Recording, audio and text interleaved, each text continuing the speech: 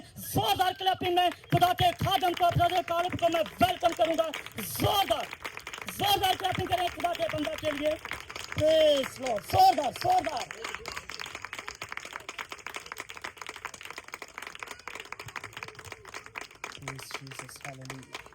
सब कहेंगे hallelujah, hallelujah.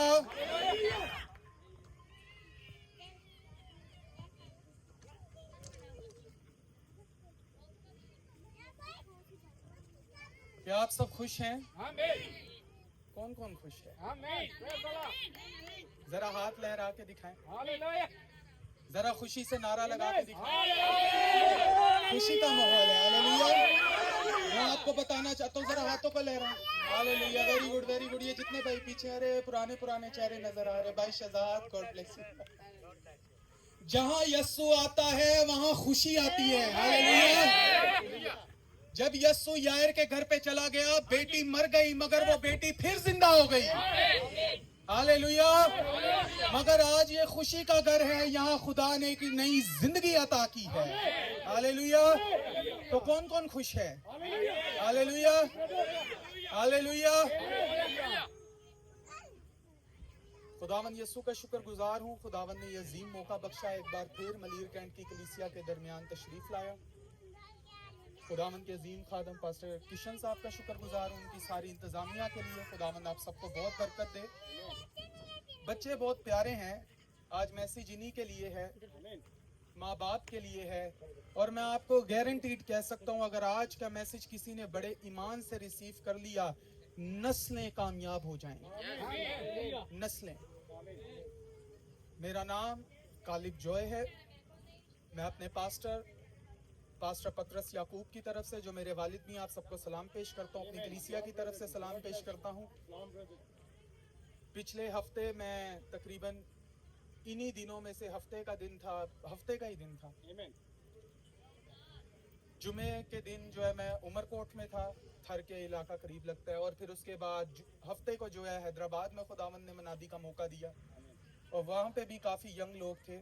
अच्छा, मेरी गुजारिश है कि जिस फैमिली के यहाँ बेटी हुई है वो सामने आ जाए, उसका वालिद, उसकी वालदा और वो बेटी सामने आ जाए, उन्हें लेकर आ जाए। और जितने भी अजीज़ हैं उन सब से गुजारिश है कि सब आ जाएं। देखें, इतनी बड़ी महफिल जो सजाई गई है वो कलाम मुकद्दस के लिए सजाई गई है।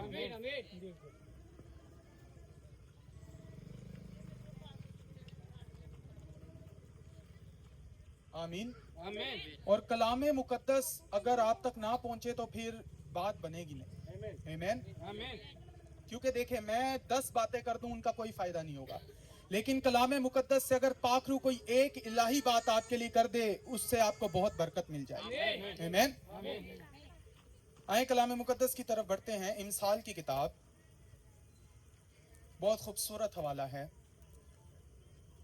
उसका 22वां बाब और उसकी 6ठी आयत। आप सबसे गुजारिश है कि चंद लम्हों के लिए, मैं ज्यादा टाइम नहीं लूंगा, उस सूरत में अगर आप मेरे को अपनी पूरी तवज्जो देंगे। फिर मैं ज्यादा वक्त लूंगा अगर आप मुझे अपनी तवज्जो नहीं देंगे। तो कौन कौन तवज्जो देने के लिए तैयार है? पक्की बात है? ठीक है, आए कलाम मुकद्दस की तरफ बढ़ते हैं।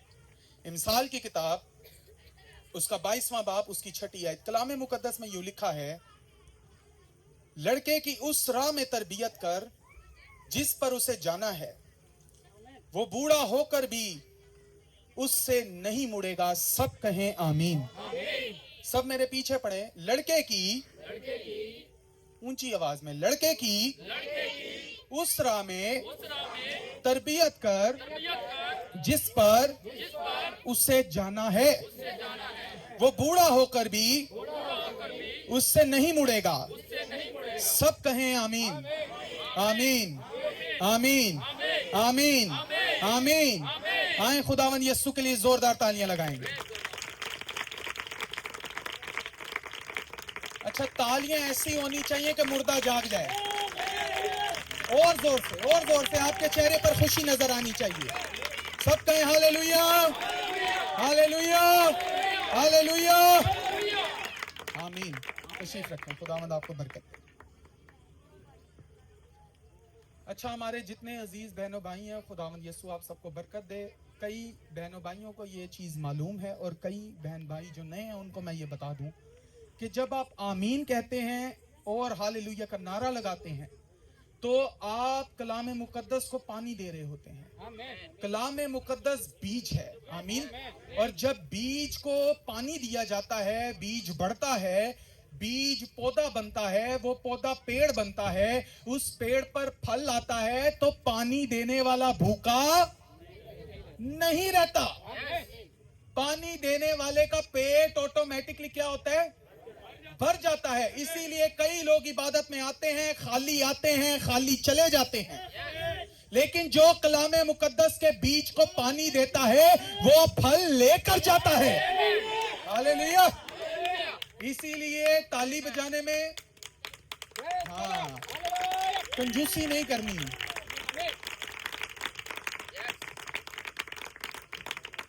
आमीन। अफसुर्दा चेहरों के साथ ना बैठें।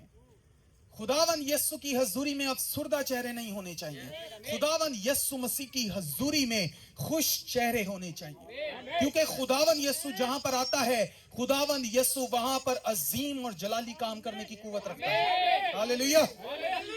बाइबल मुकद्दस फरमाती है, लड़के की उस राह में तरबियत कर जिस पर उसे, अब मुझे नहीं पता कोई इस आयत को कैसे बयान करता है, कैसे बयान नहीं करता, मगर मैं उस तरीके से बयान करता हूं जो तरीका बाइबल मुकद्दस का है।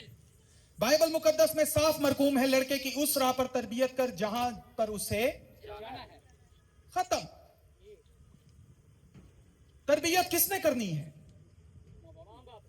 हाँ जी, सवाल है मेरा, तरबियत किसने करनी है? सब जवाब दें। कितने माँ बाप बैठे हैं? जो जवान है वो कितने बैठे? हाथ उठाएं। आपने भी कल माँ बाप बनना है? हाँ, नहीं बनना, बनना है, इसलिए आपने भी साथ देना है। हालेलुया। तो तरबियत जो है वो माँ बाप ने करनी है। आमीन। और बाइबल मुकद्दस फरमाती है, लड़के की उस राह में तरबियत कर, पास्टर किशन साहब, जिस पर उसे। अब फैसला आप करते हैं किस राह पर आप अपने बच्चे को चलाना चाहते हैं। बाइबल ने चॉइस दी है। हालेलुया। बाइबल ने यहां पर यह नहीं कहा कि तू उसको खुदा की राह पर चला। मैं चैलेंज करता हूं, कोई भी मेरे को दिखा दे। बाइबल मुकद्दस यहां पर क्या फरमाती है? लड़के की उस राह पर तरबियत कर जिस पर उसे। आप डिसाइड करते हैं आपके बच्चे को कौन सी राह पर जाना है। खुदा की राह पर जाना है, दुनिया की रास्ते पे जाना है, चोरी के रास्ते पे जाना है, शराब के रास्ते पे जाना है, या खुदा के घर के रास्ते पे जाना है। हालेलुया। आप डिसाइड करते हैं। आमीन। बाइबल मुकद्दस फरमाती है कि आप डिसाइड करते हैं कि लड़के को कहां जाना है, लड़की को कहां जाना है। अब ये किसी एक के लिए बात नहीं है, ये लड़का लड़की दोनों के लिए बात है। हालेलुया। तो इसीलिए माँ बाप डिसाइड करते हैं कि उनको किस राह पर बच्चे को भेजना है। मुझे बताएं, बच्चे का स्कूल कौन डिसाइड करता है? इतने कम, मुझे लगता है यही माँ बाप है। मेरी बहनों, खुदा बरकत दे। देखें, इतने शरीफ नहीं बनना, मुझे भी पता है। इतने शरीफ ना बने। यहां पर आवाज लगाएंगे ना तो खुदा इसकी बरकत दे। कितने माँ बाप है यहां पर? तो बच्चों का स्कूल कौन डिसाइड करता है? बच्चों का यूनिफॉर्म कौन डिसाइड करता है? बच्चों के कपड़े कौन डिसाइड करता है? ये सब कौन करता है? और बाइबल मुकद्दस यहां फरमाती है, लड़के की राह लड़की की राह भी कौन डिसाइड करेगा? माँ बाप करेगा। बाद में माँ बाप रो रहे होते हैं, लड़का नशेई निकला है, लड़की घर से भाग गई है, तुमने उनके सामने ये रास्ते खोले। हालेलुया। मैं भी यहीं पर हूं, मैं भी एक लड़का हूं, जवान हूं। ये लड़का यहां पर खड़ा हुआ है कैमरे के ऊपर, खुदा की खिदमत कर रहा है। ये आपके दरमियान पास्टर किशन साहब बैठे जवान शख्स हैं। क्यों? इनकी तरबियत किसी राह पर की गई है और उस राह का नाम खुदावन यीशु मसीह है। खुदावन यीशु मसीह ने क्या नहीं कहा? राह और जिंदगी मैं हूं। हालेलुया। इसीलिए माँ बाप डिसाइड करता है कि बच्चे को किस राह पर भेजना है। आज जितने माँ बाप यहां बैठे हैं, इसीलिए मैंने कहा अगर आज आप कलाम मुकद्दस पर ध्यान दें, आज आप अगर कलाम मुकद्दस की बात को समझ लें, तो यकीन जाने आपकी नस्लें जो हैं वो सुधर जाएंगी। इस वजह से हमारे लोग बरकत नहीं पाते, हमारी कौम बरकत नहीं पाती है, लानत के नीचे है, बीमारियों के नीचे है, कर्सिस के नीचे है, क्योंकि इनकी राह सीधी नहीं है। आमीन। बाइबल फरमाती है लड़के की उस राह में तरबियत कर।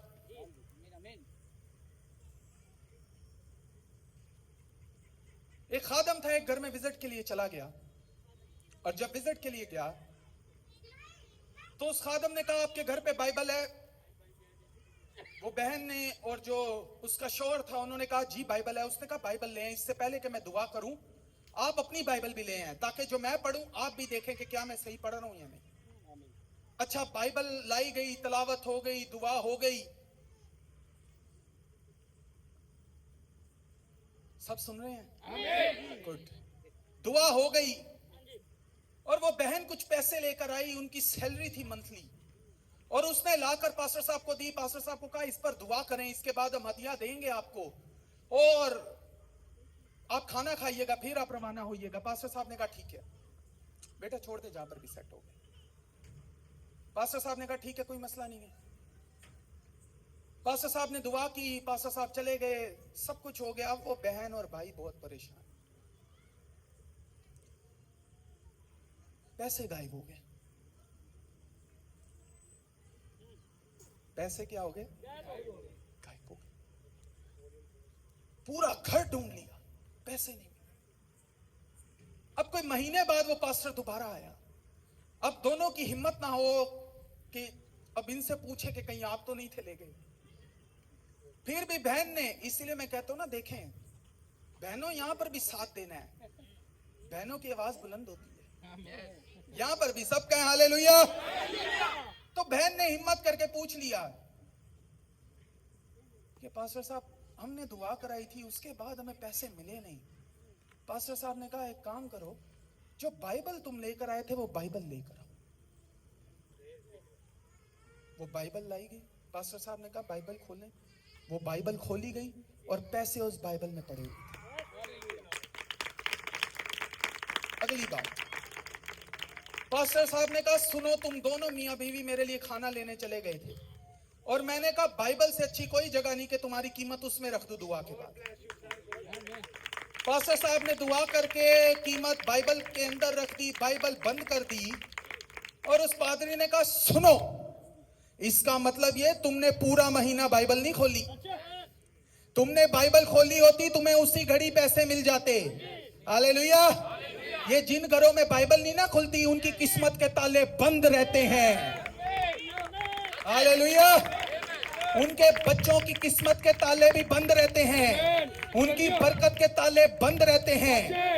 एक ऐसा घराना जिसके घर पे बाइबल बंद है, उसको क्या पता बच्चे की किस राह पर तरबियत करनी है। Hallelujah, hallelujah. बाइबल मुकद्दस के अंदर दाऊद के 5, 6, 7 भाई और थे। मेरा सवाल है, यहां पर इतने अजीम लोग बैठे हैं, खुदा ने दाऊद को क्यों चुना? और दाऊद के बारे में बाइबल कहती है कि वो खुदा के दिल के ऐन मुताबिक था, खुश था खुदा उससे। ऐसी क्या वजह थी? जो बाकी भाई थे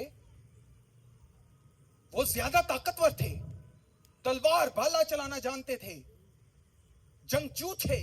हालेलुया। क्या थे? खुदा को जंग के लिए किसी जंगजू को चुनना चाहिए था। तो कैसा खुदा है? कैसा खुदा है? वो भेड़ा जो भेड़ चढ़ाता है उसको पकड़ रहा है, और जो जंगजू है उसको छोड़ रहा है। कैसा खुदा है? सवाल यह है कि खुदा ने दाऊद को क्यों चुना, बाकी भाइयों को क्यों छोड़ दिया, अलियाब को क्यों छोड़ दिया जो उनमें सबसे ज्यादा ताकतवर थे? सुने, इसकी बड़ी खास रीजन है। दाऊद के बाप ने जितनी मेरी बुजुर्गा माँ यहाँ बैठी हैं, जो बहनें माँ बनने को हैं, जो बहनें जिनको खुदा ये दिन नसीब कराएगा, आज ये बात अपने दिल में लेकर जाए।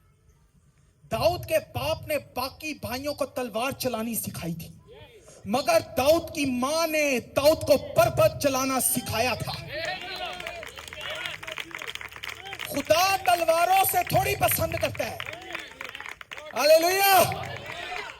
खुदा अपनी परस्तिश पसंद करता है। ये डिफरेंस था दाऊद के अंदर और उसके बाकी भाइयों के अंदर।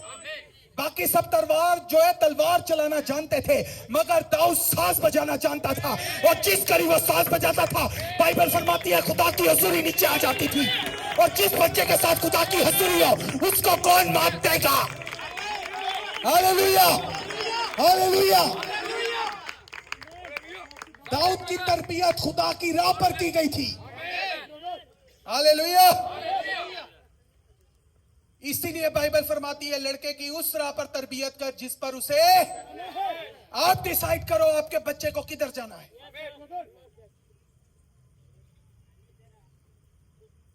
कितनी माँ यहां पर बैठी हैं, खुदावंद आपको बरकत दे। आपको नहीं पता इस जमाना के नबी ब्रदर विलियम ब्रैनम ने आपको कितना बड़ा दर्जा अता किया है। खुदावंद के खादम भाई ब्रैनम कहते हैं बाइबल में 4 अंजीलें हैं, मगर 5वीं अंजील माँ है, जो बाकी 4 अंजीलें अपने बच्चे को सिखाती है। पुराने ऐहदनामा के अंदर एक माँ जिसने बहुत रोकर गिड़गिड़ाकर खुदा से एक फर्जंदे नरीना हासिल किया, सैमुअल। माँ का नाम था हन्ना। इससे पहले के बच्चा पैदा होता, माँ ने बच्चे की राह डिसाइड कर दी थी, हालेलुया। इससे पहले के सैमुअल मुझे मिले, सुन खुदावन ये तो मुझे देगा, जब ये यहां से बाहर आएगा तो मैं तेरे कदमों में इसे वापस छोड़ जाऊंगी, हालेलुया। मुझे बताएं उसकी राह कौन डिसाइड कर रहा है? हालेलुया। 14 साल का यूहन्ना नए ऐहदनामा के अंदर, अभी दाढ़ी भी नहीं आई यूहन्ना की, और वह यीशु मसीह को खुदावन कबूल कर लेता है। मैं मान नहीं सकता। कौन है यहां पर 14 साल का? हाँ भाई 14, आ जाए सामने, आ जाए जल्दी, आ जाए जल्दी। और 14 साल के बच्चे को तो काम ही बड़े होते हैं, उससे ज्यादा बिजी तो कोई होता ही नहीं। पढ़ाई को टाइम देना होता है, फिर दोस्त पाले होते हैं, फिर खास दोस्त पाले होते हैं, हैं? बैठो बेटा। मैं सच कह रहा हूं झूठ? जब बाकी सबको झूठ लग रहा है, जिसको सच लग रहा है वो कहे सच है। हाँ सच है, कलाम की बात है भाई, सच्चाई। सुने, लोग कहते हैं, मैंने कई मुल्कों के अंदर खुदावन की खिदमत सर अंजाम दी है, लोग कहते हैं, सिर्फ पाकिस्तान में मैंने ये चीज सुनी है, ओ पादरी साहब आप बड़े ग्रेट बंदे, मगर पुलपट पे जाके ऐसी बात ना किया। ओ भाई, पुलपट ही तो बात करने की जगह है, हालेलुया। क्या यीशु मसीह ने नहीं कहा तुम सच्चाई से वाकिफ होगे? किसी को तो सच्चाई बतानी है, हालेलुया। तो 14 साल के लड़के और लड़की के पास तो बहुत कुछ होता है, माँ बाप का प्रेशर, दुनियादारी की टेंशन, फैशन की टेंशन, गर्लफ्रेंड बॉयफ्रेंड को मनाने का चक्कर। सच है नहीं? मेरा सवाल है, 14 साल के यूहन्ना ने खुदावन यीशु को कैसे कबूल कर? क्या यूहन्ना के दोस्त नहीं होंगे? सवाल है, साथ दें। क्या यूहन्ना के दोस्त नहीं होंगे? होंगे। मगर फिर यूहन्ना ने यीशु मसीह को कबूल कैसे कर लिया? जाए जाकर खुदावन के खादम ब्रदर ब्रैनम का ये मैसेज पढ़ें, झील पर एक गवाही। उसके अंदर ब्रदर ब्रैनम कहते हैं कि यूहन्ना बताता होगा अपने बाकी रसूलों को, शागिर्दों को, कि सुनो भाइयों, जब मैं छोटा था, कब? जब मैं, तो मेरी माँ मुझे बताती थी कि यहोवा आसमान से मन बरसाता था। तो मैं माँ से कहता था, माँ क्या यहोवा के पास तनूर है? माँ कहती थी, बेटा अभी तो नहीं समझेगा, वो हमारे लिए तितर फेंकता था, वो भी भुना हुआ। माँ के ऊपर रेस्टोरेंट है, यूहन्ना अभी तू नहीं समझेगा। हालेलुया। मगर एक दिन यूहन्ना ने देखा यस्सु नाम एक शख्स है। हालेलुया। और उसके पीछे 5,000 तो सिर्फ कितने मर्द, 10,000 औरतें, कोई 5,000 बच्चे, 20-25,000 लोगों की अवाम है। उसने देखा कि यस्सु 5 रोटियां 2 मछलियां एक टोकरी में डालते हैं। हाय हाय हाय। हाँ, करें अगली बात। यूहन्ना कैसे पहचान गया? यूहन्ना ने यस्सु को कबूल कैसे कर लिया? यूहन्ना ने क्यों खुदावंद यस्सु को खुदावंद और खुदा मान लिया? क्यों उसने कह दिया यही मेरा खुदावंद भी है और यही मेरा खुदा भी है, मैं आखिरी दम तक, अपने मरते दम तक मैं इसकी पूजा करूंगा। हालेलुया। यूहन्ना ने देखा यस्सु टोकरी में हाथ डालता है, रोटी को तोड़ता है, देता है। 20,000 की अवाम को उसने खाना खिला दिया। यूहन्ना को अपनी माँ की बात याद आई, अरे ये तो वही यहोवा है जो रोटी निकालता है, ये तो वही यहोवा है जो बुना हुआ गोश्त खिलाता है। यूहन्ना यस्सु को पहचान गया। मैं कहता हूं बात यूहन्ना की नहीं, यूहन्ना की बात नहीं भाई, बात उसकी मां की थी। हालेलुया।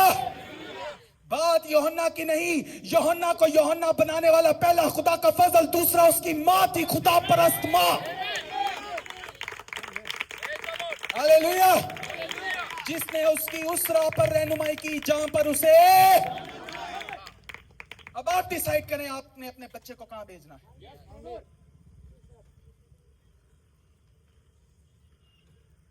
माँ बाप डिसाइड करते हैं आज बच्चे को सुबह स्कूल भेजना है, इसको लंच के लिए बना के देना है, ब्रेकफास्ट के लिए बना के देना है, सुबह उठता है, ये सब वगैरह वगैरह। सुने, खुदावन के खादम भाई ब्रैनम कहते हैं जितने बहन भाई सुन रहे हैं, जिनके कान हो वो सुने के रूकलीसियों से क्या फरमाता है।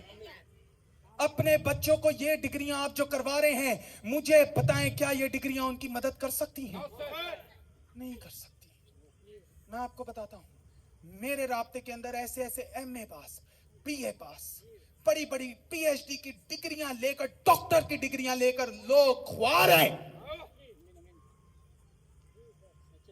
मगर जिनके पास ईमान की डिग्री है, हालेलुया। खुदावंद के खादम भाई ब्रैनम कहते हैं अपने बच्चे को कौन सी डिग्री करवाएं? पहले बाकी डिग्रियां वो ईमान की सुने, ईमान की डिग्री है क्या?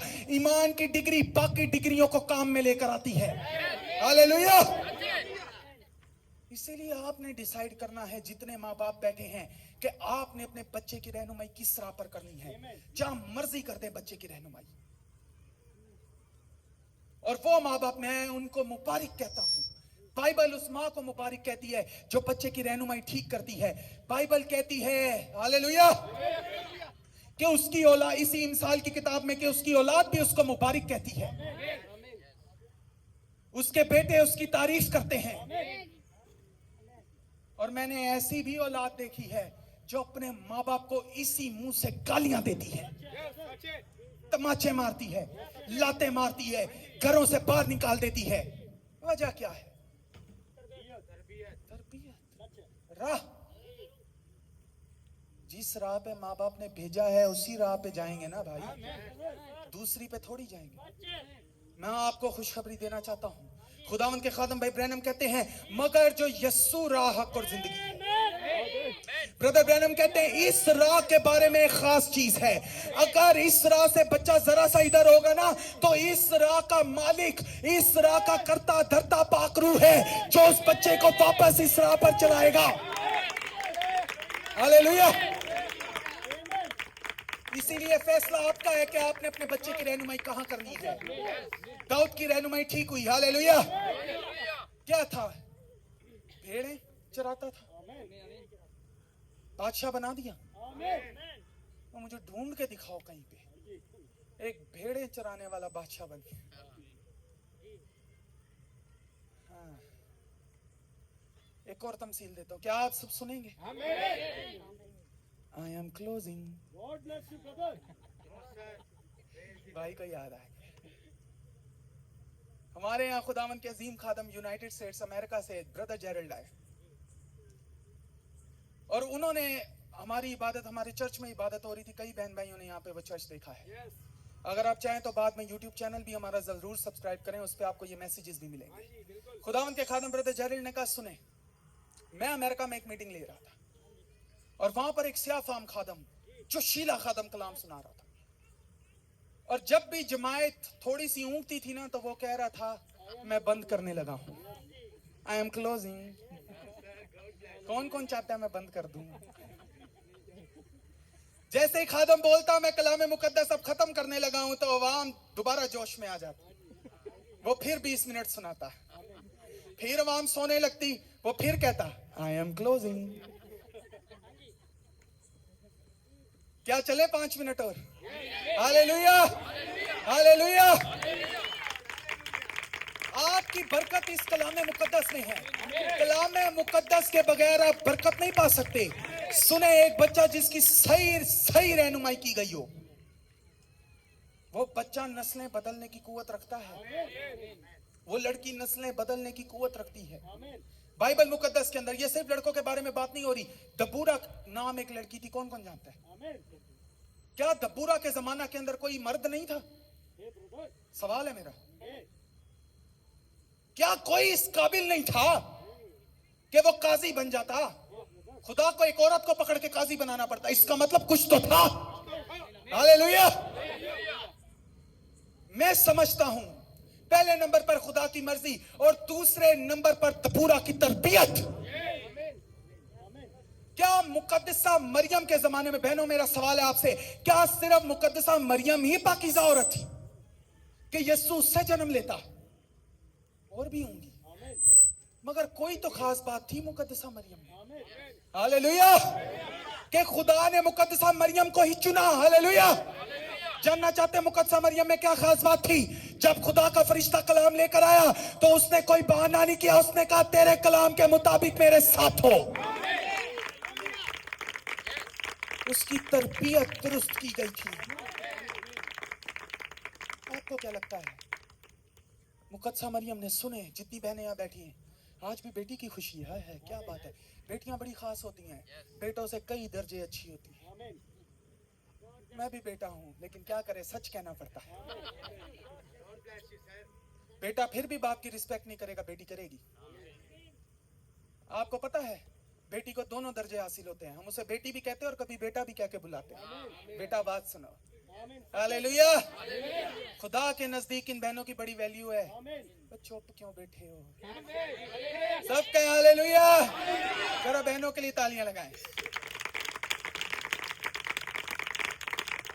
मुकद्दसा मरियम को चुनने का रीजन था, उसने खुदा के कलाम को कबूल किया। और उसने, मेरा सवाल ये, खुदा के कलाम को कबूल कैसे? इतना सख्त कलाम, तो बिना किसी मर्द को जाने हमला होगी, इतना सख्त कलाम। मगर उसके लिए सख्त नहीं था, क्योंकि उसके माँ और बाप ने तरबियत की थी। सुन, हमारे नबी यसाया ने नबूवत की है, किसी दिन एक कुंवारी को हमला होना है। जब फरिश्ता नीचे आया तो मरियम को याद आ गया। Hallelujah, hallelujah. फरिश्ते करते क्या है? फरिश्ते क्या कोई नया कलाम लाते हैं? फरिश्ते नबियों का कलाम याद करवाते हैं। हालेलुया। क्या यीशु ने नहीं कहा था कि जब रूह कुदस आएगा तो मेरी कही हुई बातें तुम्हें नई बातें कहेगा? नो, याद दिलाएगा। मरियम को याद आ गया, ओए ये तो मेरे खुदावंद का कलाम है जो मुझसे पूरा होना लगा। उसने कहा तेरे कौल के मुताबिक। बात समझ लग रही है? हाँ बहनों, बात समझ लग रही है आपको?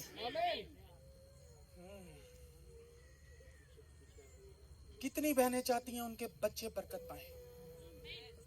अच्छा, जिनके हाथ नहीं उठे, अब मैंने नहीं बोलना उठाओ, क्योंकि ये बरकत वाला हाथ वही उठाती हैं जो दिल से चाहती हैं बरकत पाए। बाकियों को ना मिले, अब मुझे भी परवाह नहीं। खुदा आपके बच्चों को बरकत दे। मैं उसका राज बताता हूं आपको। सुनना पसंद करेंगे? सुने, याकूब को कौन कौन जानता है? क्या याकूब ने खुद बरकत पाली? याकूब को बरकत का राज किसने दिया? याकूब की उस राह पर जाने में मदद किसने की? याकूब को उस राह पर लेके कौन गई? हालेलुया। उसने कहा सुन तेरे बाप को क्या पसंद है। हालेलुया। उसने कहा सुन तेरा बाप किस तरीके से तुझे कबूल करेगा। उसने कहा सुन तुझे क्या क्या लफ्ज कहने, कोई बात ऊपर नीचे ना करना।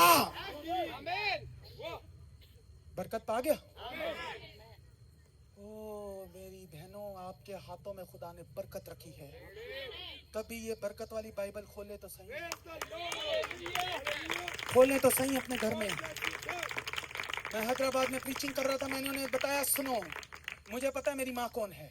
ये मेरी मालदा मेरे साथ आई है बैठी, खुदावंदी ने बरकत दे, खुदा परस्त औरत। इनकी वजह से मेरा पूरा घराना बदल गया। आज जो बरकत है खुदावंद ने इनको इस्तेमाल किया। मैंने कहा मैं जानता हूँ मेरी माँ है।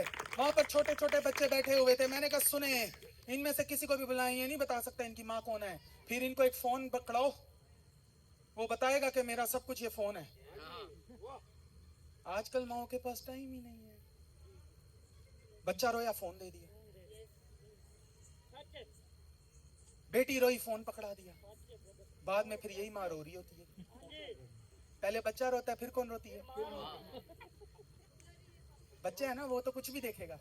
सुने जिनके बच्चे छोटे हैं, ये बच्चे खाली कोरे कागज की मानिंद हैं। जो मर्जी लिख दें इन पे, जो मर्जी लिख दें, आपकी मर्जी है, आपकी मर्जी है। आपने अक्सर देखा होगा जिस घर पर एक सिगरेट पीने वाला शख्स है, वो जब सिगरेट फेंक देता है तो उसका एक छोटा सा हिस्सा बचता है। और उसी घर में अगर कोई छोटा बेटा या बेटी है तो बाद में वही उठाकर अपने मुंह में लगा ले। उनकी राह बता रहे उन्हें कि बेटा बड़े होकर सिगरेट ऐसे पीनी है, तू टेंशन नहीं ले, मैं बताऊंगा एंज पीनी है एंज। सच है झूठ? फैशन परस्त बहनें जो बाद में कंप्लेन करती हैं, हाय हमारी बच्ची भाग गई, हमारे घर पे मुसीबत टूट गई। अरे रास्ते तो आपने दिए हैं। जब उस बच्ची की सीखने की उम्र थी, आप उसके सामने फैशन के अलावा करती क्या थी? कभी उसे बताया कि खुदा परस्त औरत कैसी होती है? आप अपने बच्चों के सामने खुद पत्ते खोलते हैं और बाद में जब वो खेलते हैं तो फिर आप रोते हैं। ना करें ना ऐसा। हालेलुया। बात समझ लग रही है?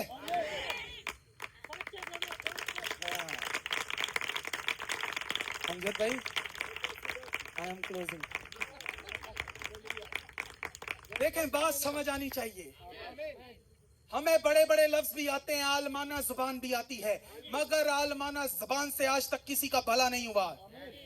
आलमाना जुबान तो मेरे यस्सु को पसंद नहीं थी। बाइबल कहती वो भी साती बातें करता था और साती बातें लोगों की जिंदगी बदल देती है। हालेलुया। ये लड़का थोड़ा सा बड़ा है, ये वो जो बेटा पीछे है, शहजाद भाई आपके साथ, हाँ ऐसे आगे भेज दे। क्या नाम है बेटा आपका? आकाश। ओह क्या बात है, मैं आकाश के नीचे खड़ा हूँ। आजा बेटा, आजा आजा आजा आजा। वेरी गुड, इधर सामने आ जाओ। ये आखिरी बात करके क्लोज कर देते हैं। क्या आप सुनेंगे? एक लड़के की अगर सही तरबियत की गई हो, ये बोतल पकड़ बेटा, ये हाथ में पकड़। क्या आप सब तैयार हैं? अमेरिका के अंदर एक बहुत बड़ा मजमा लगा हुआ था और वहां पर एक बेदीन शख्स था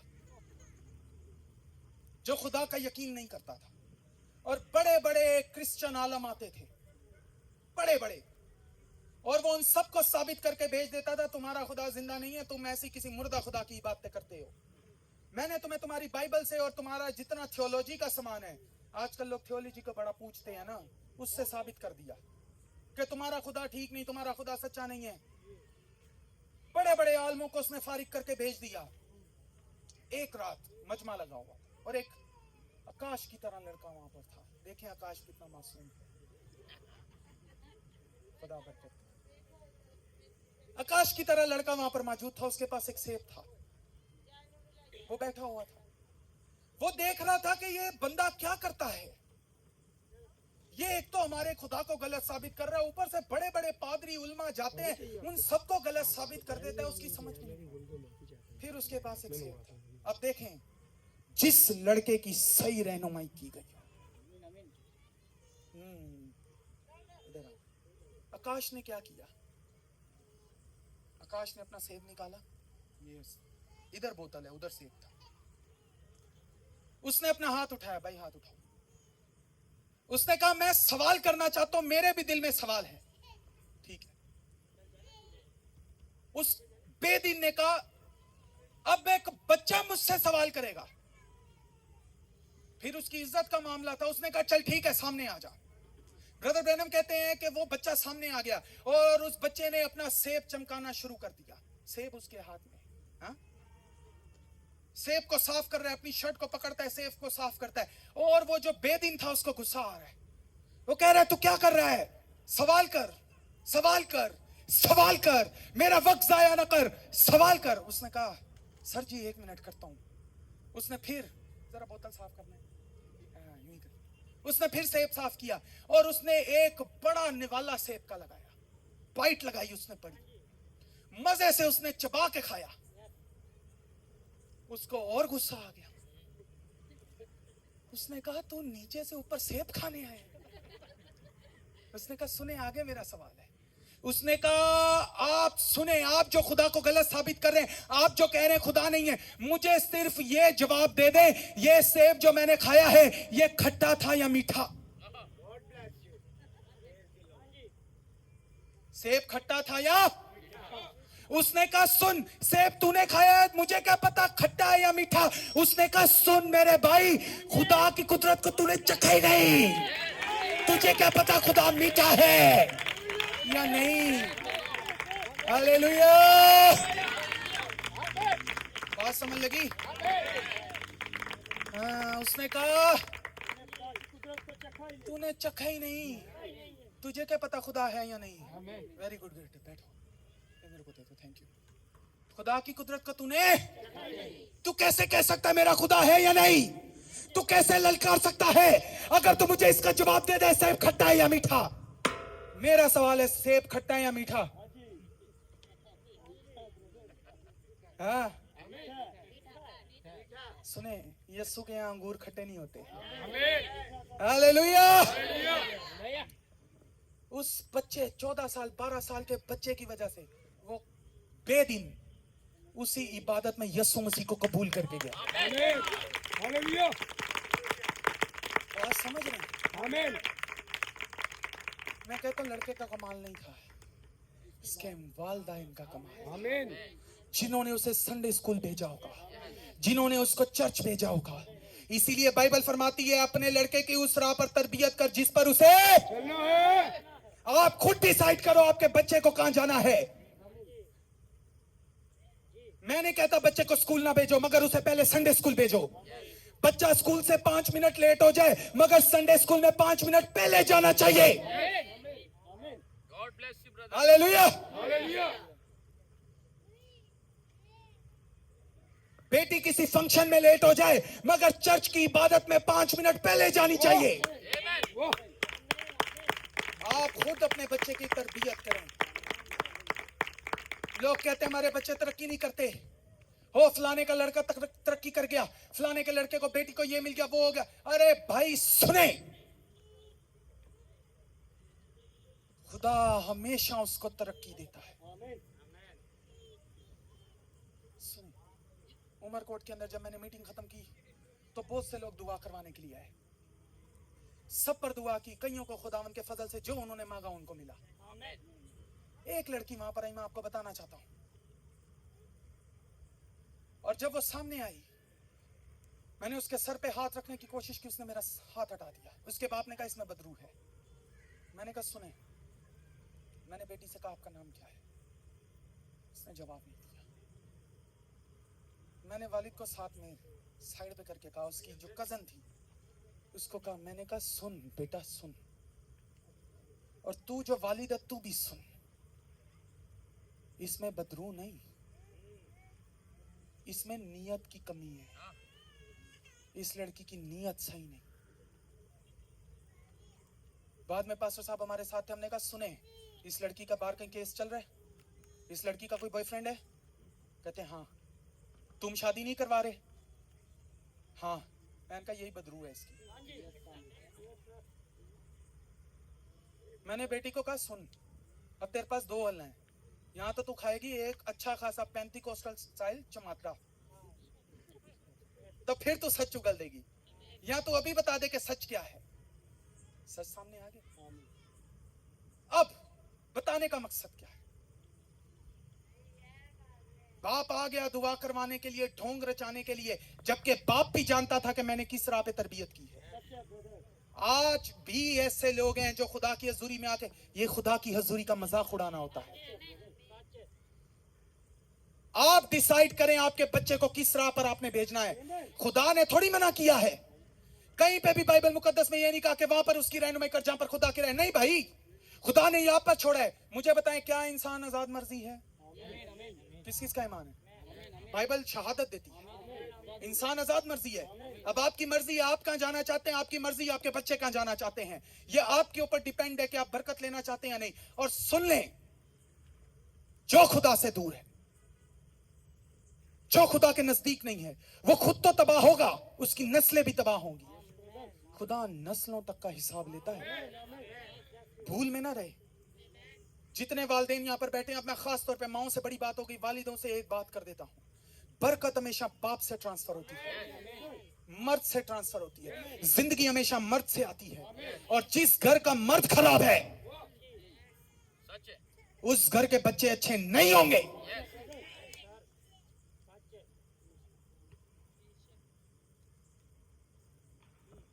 किसी एक नस्ल को बदलना पड़ता है ताकि बाकी नस्लें बरकत पालें। आज आपका वक्त है, आप जवानों का वक्त है जिन्होंने आज कलाम मुकद्दस की आवाज को सुना है। इंतजार ना करें। बाइबल मुकद्दस फरमाती है, जब तुमने सुन लिया वही वक्त है। लोग सोचते हैं मुनासिब वक्त, ठीक वक्त। पादरी साहब अभी ठीक वक्त नहीं आया। मैं आपको बताता हूँ सबसे ठीक वक्त कौन सा होता है। कौन कौन जानना चाहता है? हाय हाय हाय, ये क्या बात है। अच्छा अभी मुझे अच्छा लगा। काम ठीक वक्त पे मजा करता है और फल भी ले आता है। मुझे बताएं, आज आप गंदुम बो दें तो क्या फल ले लेंगे? नहीं, ये गंदुम का मौसम नहीं है, नहीं देगी फल। ठीक वक्त क्या है? सुने, जिस वक्त खुदावन यीशु मसीह की हजूरी उतर आए ना और उसके कलाम का प्रचार हो, वही ठीक वक्त है, वही ठीक वक्त। इससे बढ़ के कोई ठीक वक्त नहीं। इसीलिए आज ही ठीक वक्त है। इसीलिए भूल जाए पहले क्या हुआ, पीछे क्या हुआ। आज एक नई शुरुआत लें खुदावंद यीशु के फजल से, और अपने बच्चों की, लड़के की, चाहे वो लड़का है लड़की है, उस राह में तरबियत करें जिस पर आप उसे भेजना चाहते हैं। अब वो बरकत वाली राह है, यीशु मसीह की राह है। यीशु मसीह ने कहा राह और जिंदगी। अगर यीशु की तरफ भेजना चाहते हैं तो सुने, जो जो यीशु मसीह की तरफ गया वो अमर हो गया। यूहन्ना अमर हो गया। अभी मैंने कलाम मुकद्दस में किसका जिक्र किया? यूहन्ना का। दाऊद अमर हो गया, किसका जिक्र किया? दाऊद का। दबूरा अमर हो गई, किसका जिक्र किया? दबूरा का। और ये दुनिया जब तक रहेगी उनका जिक्र होता रहेगा। क्यों? खुदा को पसंद है, और पसंद सिर्फ इसलिए आए क्योंकि उनके माँ बाप ने उनकी ठीक जगह पर, ठीक रास्ते पे रहनुमाई, और इस राह का रखवाला खुदावन यीशु मसीह है। इसीलिए आपका बच्चा भटक नहीं सकता।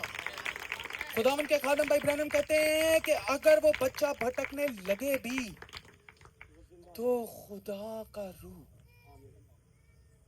उसकी रहनुमाई के लिए उतर आता है। इसको साबित देखे, दावा, महज दावा मुझे करना पसंद नहीं। दावा तब मजेदार है जब साबित हो जाए। सैमुअल की बात की थी आपके सामने। सैमुअल को खुदा की आवाज आई, उसे पता नहीं था क्या करना है। खुदा ने अपने बंदा को भेजा, एली काइन को भेजा। एली काइन उसके पास आया, वो एली काइन के पास आया।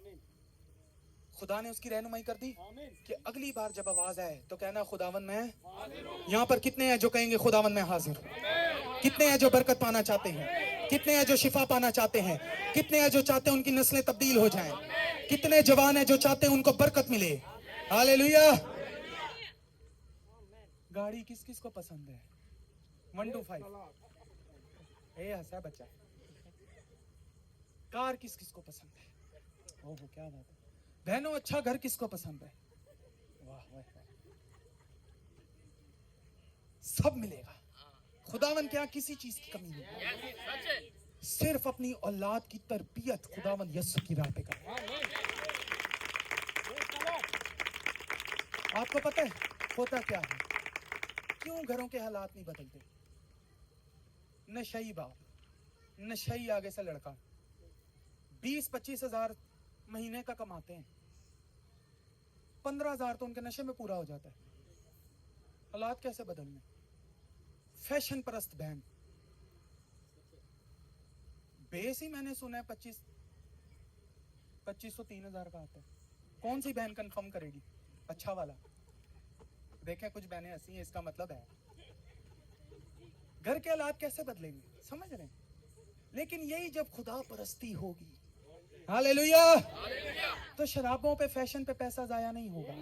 फिर वो पैसा बच्चों की तरबियत पे लगेगा, फिर वो पैसा खुदा की खिदमत में लगेगा। और सुने, खुदावन की खिदमत में जो पैसा लगता है वो पैसा जाया नहीं होता, वो अच्छी इन्वेस्टमेंट है।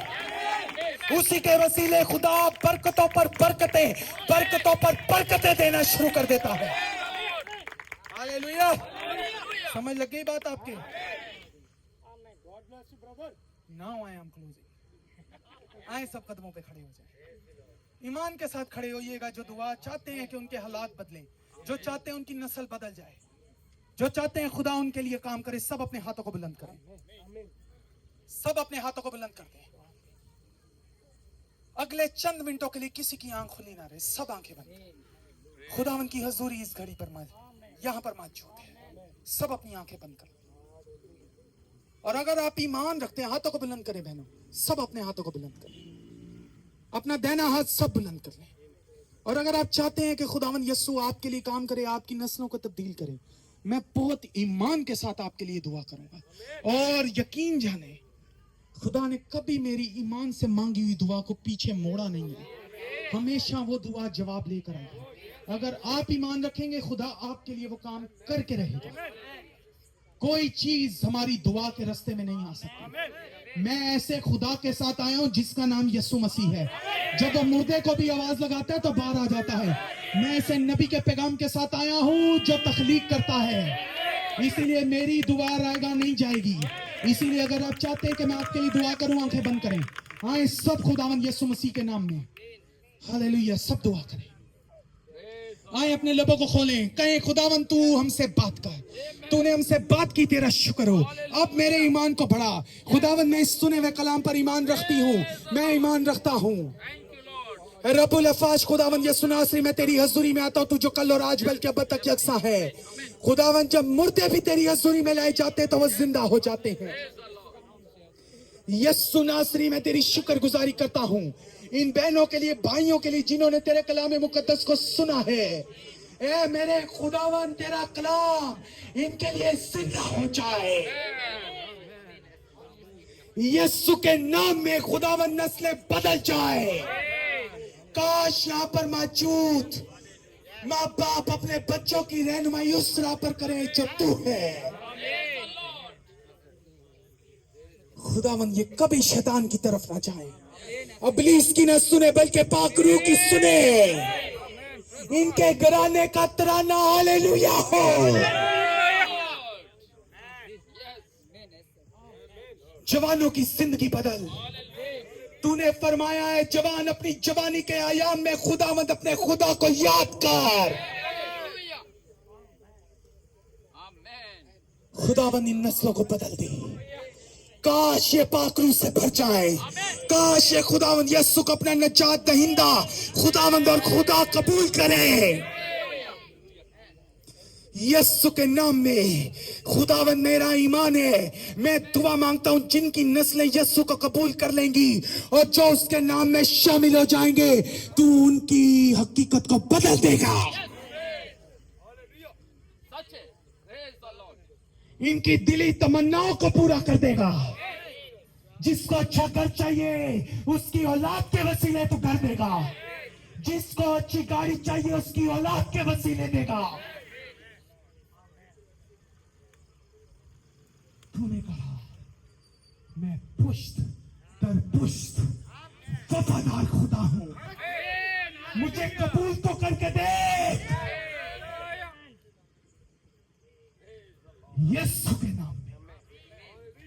इन्होंने दिल से तुझे कबूल किया है, इनकी नस्लें बदल कर तेरी खिदमत के लिए इस्तेमाल हो। जब मैं फिर कभी वापिस आऊं तो गवाहियों से भरा हुआ पाऊं, नस्लों को तब्दील पाऊं, जवानों को तेरी खिदमत में उठा हुआ पाऊं, बहनों को तेरी प्रस्तिश के लिए खड़ा हुआ पाऊं। तू सब कुछ करने की कुव्वत रखता है। खुदावंद इस दुआ का जवाब अता कर, खुदावंद यीशु मसीह के नाम में, आमीन। God bless you all.